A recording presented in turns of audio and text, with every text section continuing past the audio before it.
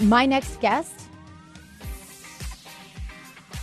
is going to talk to us about the deadly consequences of pushing women into combat.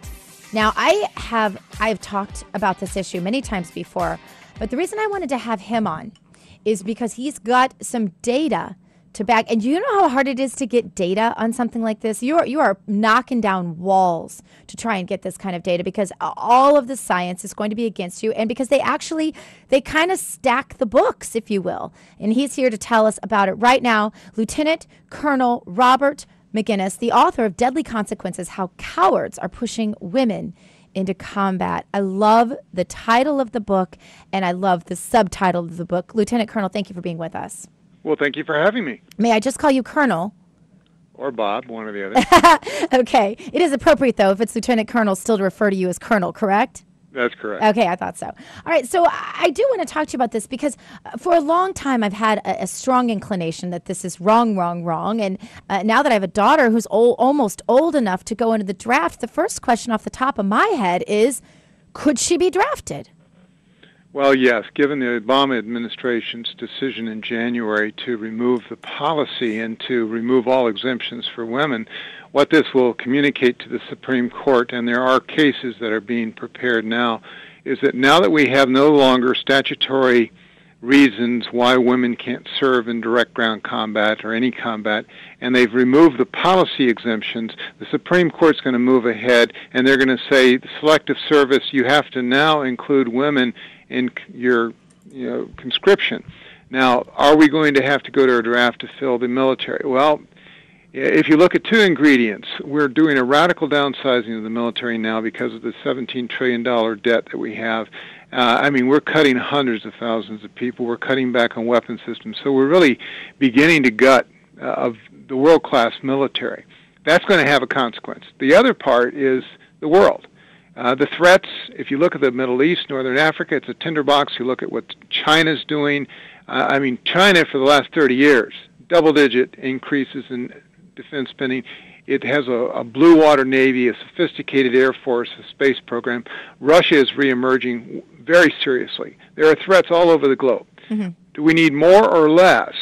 And those are the questions. So when you bring those three ingredients together, Dr. Gina, you have to ask, at what point in the not-so-distant future are we going to have to field a force that is going to be large enough to handle many crises that are critical to our national interest? Mm-hmm. And are we going to be able to afford the all-volunteer force that we currently have? And I think the answer to is no to the all-volunteer force, just because it costs us $150 billion alone for wages right now, and that cost is increasing radically. So we are downsizing, and we're going to have a smaller force, we're going to have a crisis, and we're going to have to bring in people through conscription through the draft, and it will include our young daughters, and they will be forced into any position the military sees fit.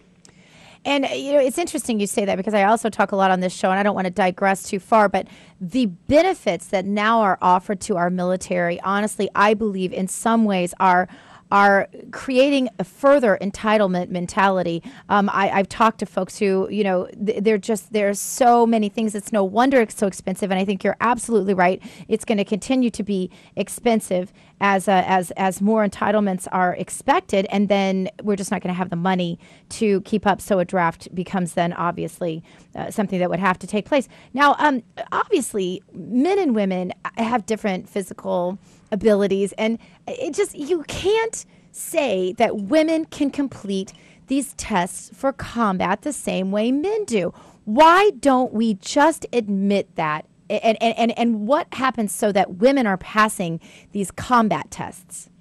Well, they'll gender norm. In other words, they'll say equal effort, equal results, which isn't true. If I have to, as a man at 19 years old, do 25 push-ups or 50 push-ups or whatever, a woman would only have to do about 40 or 50% of that just because of upper body strength.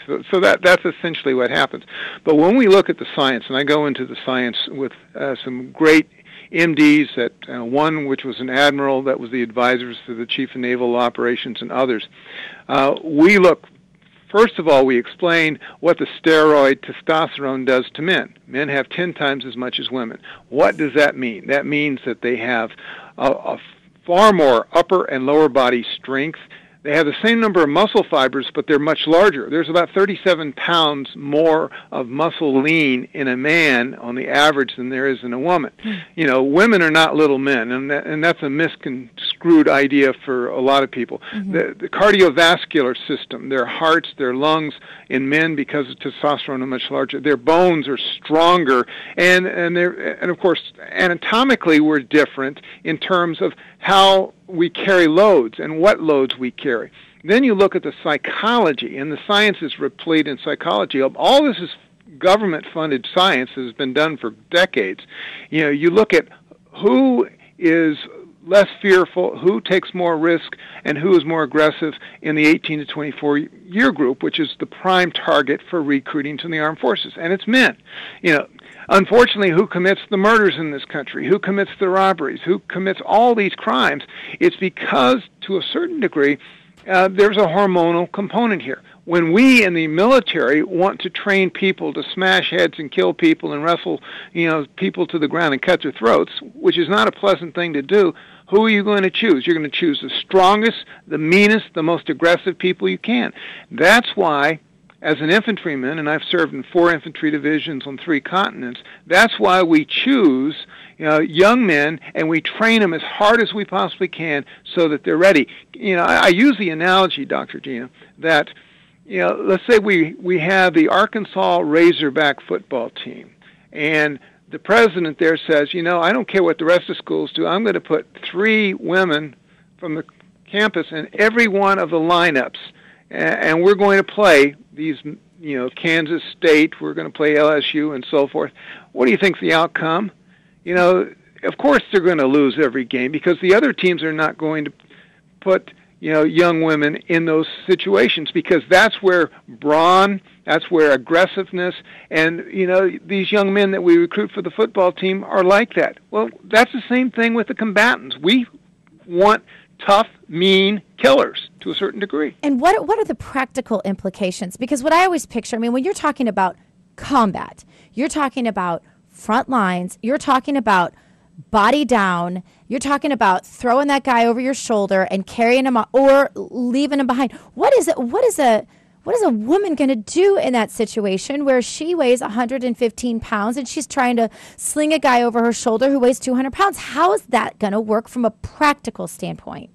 Well, it won't. And by the way, that 200-pound man has body armor, a weapon, and other things. So he's probably more like 300 pounds. Yeah. So in the book, I go through examples of what the fight is like, and not so long ago in 2004 in Najaf and in Fallujah. I talk about a number of Vietnam engagements. It's absolutely terrifying. It was terrifying to write and terrifying to read. When you think about what it took to do this, the same thing in Korea and other battles through history. We have those ahead. Mm-hmm. I don't want to think about it, but we have to be prepared for the worst case.